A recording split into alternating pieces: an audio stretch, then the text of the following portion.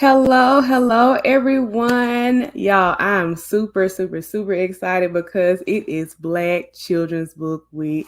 Welcome to everybody who's joining us live, and for you all who are going to catch the replay, welcome. I am your host. I'm Allison G. Thompson. I am the owner and head creator of Greenline Creative LLC. Our mission is to simply hold space for Black protagonists and to amplify the Black voice. And so, just a little bit about Black Children's Book Week. It's a global celebration of Black children and the people who ensure Black children are represented in children's books. And so, this year is the second anniversary of Black Children's Book Week. And I'm just super excited that we get to host and have the stamp of approval from the official Black Children's Book Week team. And so I am super excited that y'all are here. And so joining me today for our first episode of Black Children's Book Week is my good sis. Her name is Kaila Matthews. Kaila Matthews is a native of Memphis, Tennessee, wife, mother of two, 8-year educator, and owner of What the Doula LLC. As a certified doula, she increases awareness amongst women about maternal health care, but targets minority women and their unique birthing experience through birth, postpartum, and lactation support. She's a certified doula, certified yoga instructor, and uses her knowledge of movement and breath to help birthing people relax and meet pain in a manageable way. Kaila enjoys mentoring local college students, serving as a board member for 2 local nonprofits, taking local dance classes, and cooking new recipes for herself and others to enjoy. And this quote is absolutely amazing from Kaila. It says, "Your birth is and should be your choice. Use your voice, man." If you know Kaila, you know she all the way Memphis, y'all. So welcome to welcome to our virtual summit. I'm gonna let Kaila in. There she is. Hi, Kaila. Hey sis, I'm so excited to be here. Hey everybody, thank you for joining. Absolutely. Yes. And so we're gonna just hop right into the conversation, y'all. So tell us, Kaila, what is a doula? So a doula is an informational, physical, emotional support for pregnant and postpartum people and their families. We are easily confused with midwives, who are the actual medical providers responsible for your prenatal, postpartum care, and actually delivering your baby. We don't do Mhm. that. Doulas are non medical support people, but we are there to help kind of mitigate and be a liaison between some of that information that sometimes can be an overload. Sometimes you're not prepared for, and be a thought partner in making informed decisions. Awesome. And yes, y'all, just a little background story. Kaila was our postpartum doula after we had Arya, and she was she's family, y'all. So, Well, AJ, right. She's y'all family. set the foundation for me for what I expect for families, Wow. man. I'm like, yo, this is what I'm expecting now. Wow. And you know what's crazy though? We like the time we had Arya during the pandemic. It was June 20, like literally right in the midst of the pandemic. So like the only person that came to the house was Kaila. Like she was the family. It was her. No, I So yeah, appreciate being welcome in yeah, people's, spaces, vulnerable right. spaces during that time.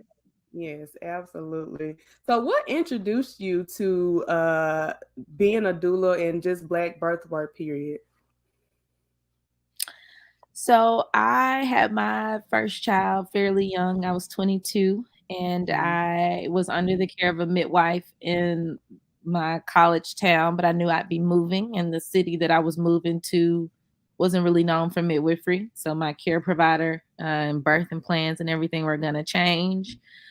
I was Netflix was just kind of becoming a thing. And so I'm on Netflix Googling and looking around, and I saw a documentary called The Business of Being Born by Ricky Lake. And I binge watched all the episodes. And that's why I learned what a doula was, why I needed one. I went on a letter writing campaign, got my own doula. And she really, really changed the game for me for my first birth. She's the reason I breastfed, and then I'm a breastfeeding counselor now, advocating for families for this journey.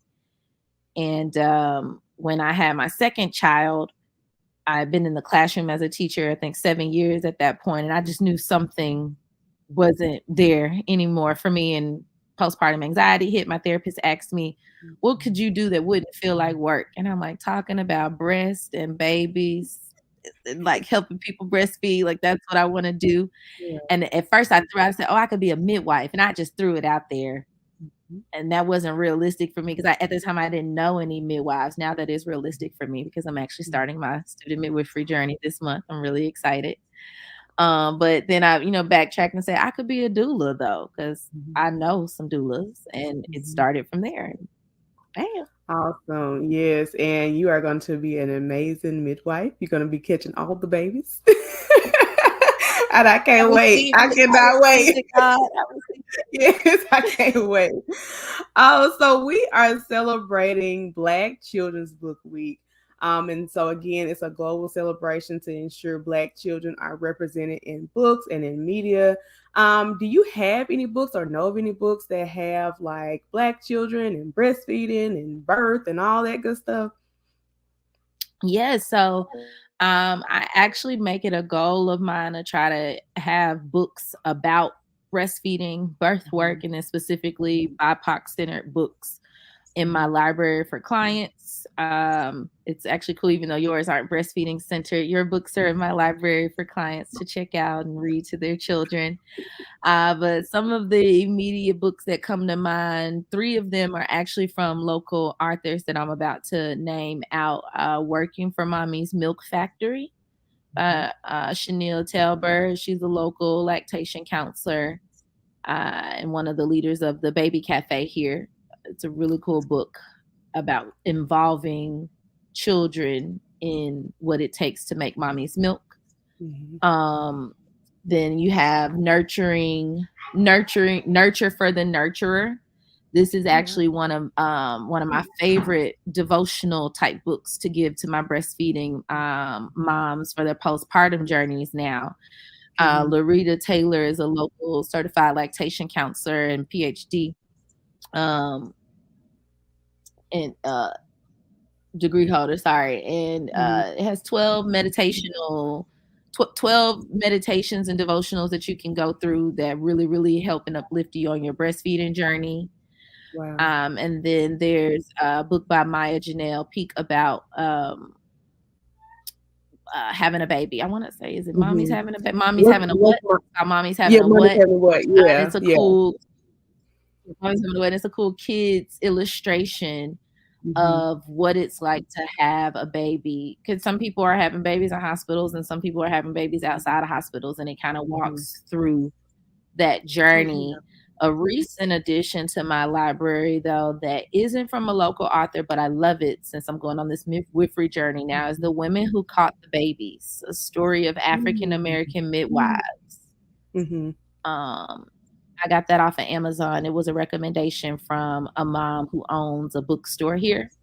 One of my Okay. local moms, she owns a bookstore, and I've enjoyed reading that one as well. Yeah, that's really good. Like all of those authors, well, most of them are local, like here in the Mid South. That is super dope. I really like that. So why should we have like more conversations about birth and breastfeeding and doulas and midwifery? Especially with our Black children. I mean, the main reason is because it's gonna normalize it. It doesn't seem as polarizing or shocking when a woman is feeding at a table or in a familiar gathering, in a Mhm. church service or whatever, when we're talking about it as the normal phenomenon that it is. I remember when I was breastfeeding, my second journey, I was a lot more like, you gonna see this titty wherever I was at, wherever this baby want to eat, we eating. And I remember my husband saying to me one time, like, do you have to do that here? Yeah, yeah, And I just said to him, yes, my child yeah, has to eat here. And like, yeah. that's what we have to get back to, and like Mhm, normalizing that for kids. mhm, One of the biggest benefits and powers I've seen of starting young and including them in Mhm. and not sexualizing it for younger Mhm. children and older Mhm. children is Mhm. you see this transformative viewpoint for them Yeah. where that maybe they never looked at breast as some like a source of food, a source of Mhm. connection, a source of bonding, and now that they have a different respect for women and their breasts and what it looks like, how they hold themselves when someone is feeding in Right. public. I think when we talk about midwives and books, Mhm. for young girls and for young boys, it Mhm.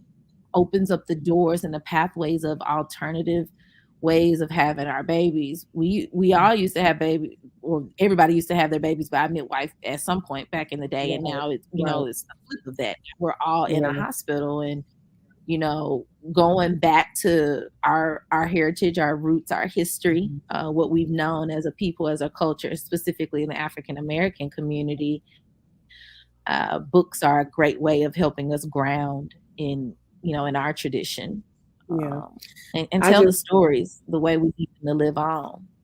Right. I love that. I remember when I breastfed Aria and you were saying like include Lucas and I'm thinking like, well, how? I don't want him like, to be weird, be grossed out about it. He was like, no, just whenever you're nursing Aria, explain to him what you're doing.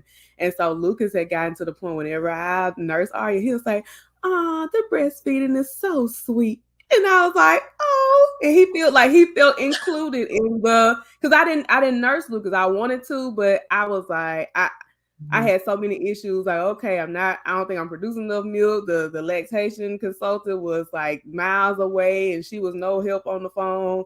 Nobody around me really breastfed during that time, and so I kind of I felt like this was like her journey, her nurse, like nursing her was like healing for me in that time when I didn't where I wasn't able to nurse Lucas. And so for him to experience I love that and that. like even now he'll say, is it still milk in there? And I'm like, nah, son, it's nah, son. It's not. I'm sorry. It's not. It's gone. The milk is gone. I But it's love so that, the crazy. Milkies. The milkies. We call them the milkies. But No, it's also really important to include them. yeah. Yes. I do still have, and I can't let it go. One day I'm gonna let it go, but I still have one frozen bag of breast milk still in my freezer. I cannot let it go. I can't. You I should know. make some soap with it. It's You should make some breast milk soap with it and give Arya like a nice little breast milk bath. I should, and it should be like Or a even you for your ceremonial. face or something, Yeah, like some good yeah. Because self-care, my make you a husband, like nice little bar of soap. Jeremy said, Allison, why? It's been 2 years. And I'm just like, I went through a nurse that baby. I can't let it go. You work hard for them drip to I drop, did. okay? I did. I did. So yeah, I'm still holding on. We're gonna have a whole ceremony when I let it go, though. That is so funny. Yes. So let's talk about this, and I know it's kind of it ties into the topic, but like, can you talk a little bit about like the healthcare disparities amongst Black people, Black women, and what we can do to ensure our voices are heard during prenatal care and in the delivery room? Yes, so the biggest, thing to know about the disparities in maternal health care, especially Mhm. for, women of color, is that we are being treated poorly. Mhm. We are being given inequitable care. We are not being told full truths, Mhm. and we are the ones dying because of Mhm. that. It is 100% your choice where you birth, Mhm. and your choice where you birth largely impacts the type of care that you're subject to. Mhm. And we will not see a change in the type of care that we're receiving, that we're being subject to, until we take our power and put our bodies in the hands of providers that care about us. That may or Mhm. may not be a provider that looks like you, but most of the time, it can be Mhm. reconciled with that. So that's one of the biggest Mhm. disparities. We don't have care providers that look like us, that come Mhm. from our backgrounds, our cultures, our neighborhoods, that understand, the things that are in addition to what's medically being shown there. One of the things that I love about the midwifery model of care is they are taking care of the whole person. Mm. It's not just your blood pressure, it's your blood pressure and what we talked about this week, and what I know about your diet, and what I know about you from prenatal classes that we've been taking, and childbirth classes that I'm also giving you. And like, I know the whole person to be able to say, okay, well, this is off. Let me do blank, blank, or blank, versus you Mhm. being kind of a number, which tends to happen in the OB model of care. Yeah. Another disparity, which isn't talked about as much, we talk about lower income, um, lower education families, but college degree women, the more degrees you have, the Mhm. more likely you are to receive horrible care. And the Wow. why is because they think you know. They think you know, so you're gonna tell them what you're okay with and what you're not okay with, so they don't have to tell you. Like, they believe you know to advocate, which Wow. isn't always true. Yeah. When you aren't a medical professional, it can be very easy to just become a patient. Mhm. Mm. And so what I like about having the role that I have is I get to, again, like, make the scary look less scary, and Mhm. remind people that no, you do have a choice, you do have a voice, and we gonna use it, man. Like, Right. sometimes it's as simple as no, Yeah. not right now. Yeah. What if I let me think about that. Put Yeah. a pin in that. Yeah. 8 times out of 10, if it's an emergency, they have already decided for you. You've signed the Mhm. papers that said they could decide for you, Mhm. and you will be moved out of the way so that they can do what they need to do. And so if you are being asked a question, take your time and and try to make an informed decision. And a lot of the times people don't have the right people in their corner to help them make those informed decisions. Um, and that's one of the things that we need to start doing to make sure our voices are heard in prenatal care and in the delivery room, like getting a doula. Everybody deserves a doula, whether Yes. it's a paid doula, whether it's a community doula. Yeah. Add a doula to your registry.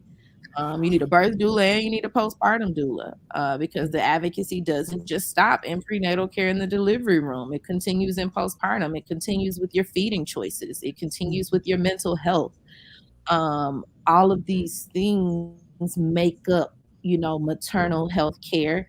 And Mhm. we're not abreast to the various types of birth workers that are out there. We Yeah. still peeing when we laughing and having uncomfortable sex, after having several kids. And we don't know, it's a pelvic floor therapist for that. Like, it's a Mhm. whole birth worker who is Right. trained in helping you with it.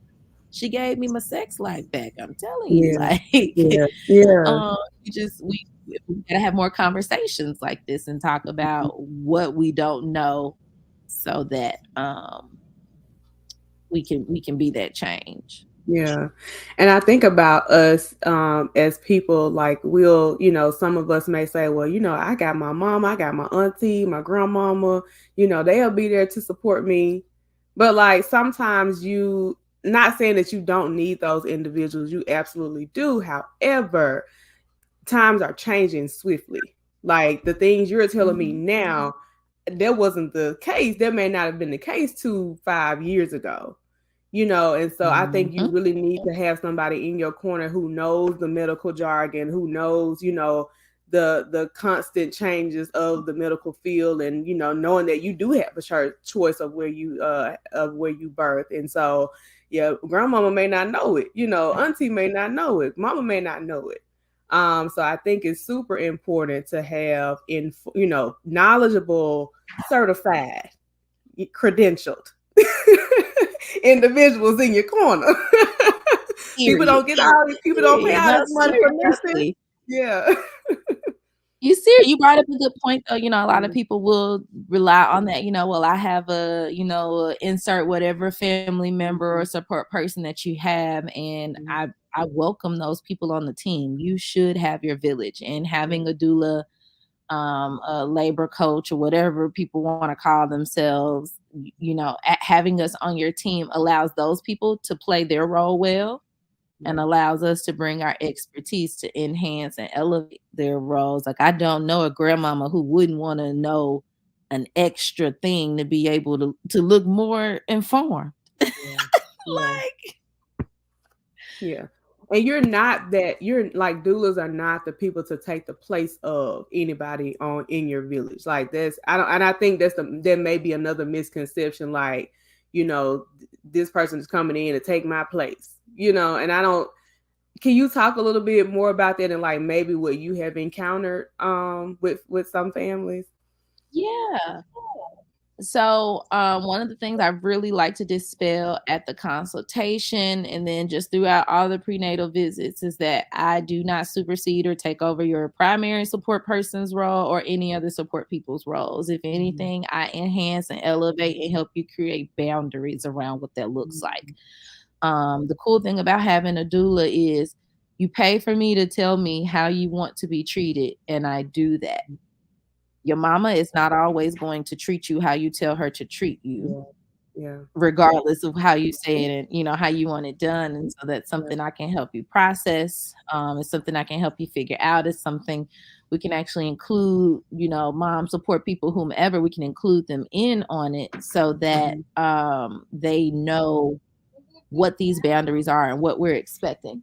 Mhm. Mason, can you go out? I'm recording. Can you take him out? And so I think that sometimes the support people can get a little confused if they're not included on the journey from the Mhm. beginning. Mhm. If you have your support person in the consultation, they're going to hear me say how they're needed, why they're needed, and when they're needed. If you have your Mhm. support people in the prenatal visits, they'll see that there are slides pertaining to them, tasks for them, roles and things. And then Yeah. physically in the visits, we are practicing, and I'm checking before you come, like your support person coming right, Mhm. the Mhm. liability comes and moving you around and stuff. I want your support Right. person to know how to do that. And then if I've done my Mhm. job well, yes, you want me at your birth, but I'm mainly there to take pictures and tell you look good and take a video. Yeah. Your support person knows where to put their hands and how to Yeah. do it and why to do it, what words to listen for, what questions to Mhm. ask, all of that good stuff. Awesome. Awesome. I love it. We could talk about this all day. And sometimes this I gives me a know. little baby fever, but then I be like, no. I just like to hold the baby, give it back. No. I mean, no. Same. Same. Right. I be in the births, I see the babies, and I'm like, no, Imma give them right back though. No, I no, just like I give like it ribbon and back. running. I like ribbon and running. Right. So, Kayla, can you tell us how can we keep up with your Black birthwork journey and your journey to being a midwife? I'm so excited about that, Yeah. BTW. Right now, you can keep up with my journey at What the Doula on all channels. Mhm. I'm on Instagram, I'm on Facebook, I'm on LinkedIn, I'm on YouTube. I'm on Twitter. I'm Yeah. everywhere. Yeah. Whatthedoula.com. You can catch me in some local yoga flows at a bunch of different local events. You will always see me around the city and some titties with a titty on me, something with some type of t-shirt that say "Get a doula, man," or ask me what a Right. doula is. So please Right. stop me and ask me what a doula is. I love to talk about it. And then yeah, just I'm looking forward to being a change agent in maternal health care. Awesome. Awesome. Well, Kayla, thank you so much for your time, y'all. Get y'all a doula, man. Quit playing. Period. Right. But y'all, No, stay thank you for this tuned. opportunity. Right. This is really cool. Absolutely. And just hang on for a little while. Thank y'all for this opportunity. Thank y'all for sharing your space with us to talk about Black birth work and to celebrate Black Children's Week with us. And stay tuned for the rest of the week for more topics. And we will see y'all on the other side.